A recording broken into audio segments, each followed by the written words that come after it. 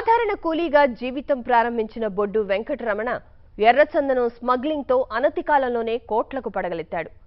రాష్ట్రంలోని చాలా ప్రాంతాల్లో విలువైన ఆస్తులు కూడబెట్టాడు.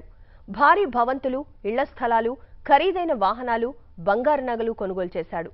2009 నుంచి యథేచ్ఛగా స్మగ్లింగ్ చేస్తూ పోలీసులకు సవాల్గా మారిన వెంకటరమణపై ఇప్పటి వరకు 14 పోలీస్, అటవీ కేసులు నమోదయ్యాయి. 11 కేసుల్లో ఆయన అరెస్టు చేయడంలో పోలీసులు విఫలమయ్యారు. బెంగళూరులోని ఇంటర్నేషనల్ స్మగ్లర్లతో జతకట్టి వెంకటరమణ పెద్ద ఎత్తున రెడ్ శాండిల్ స్మగ్లింగ్ చేస్తున్నట్లు కడప జిల్లా ఎస్పీ నవీన్ గులాటి తెలియజేశారు. తక్కువ సమయంలోనే భారీగా సంపాదించిన నిందితుడి ఆస్తులపై విచారణ జరుపుతున్నామని చెప్పారు. ప్రభుత్వ అనుమతితో ఇద్దరిపై పీడీ యాక్ట్ పెడతామని కలెక్టర్ వెల్లడించారు.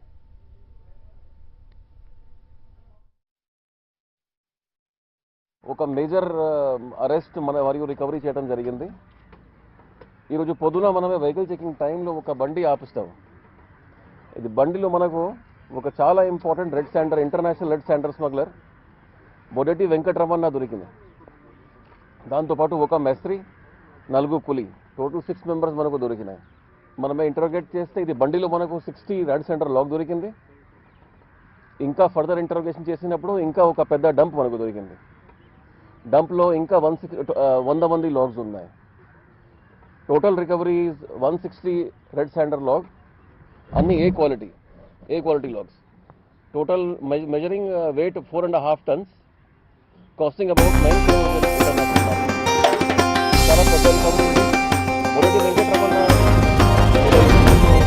14 కేసెస్ ఉన్నాయి.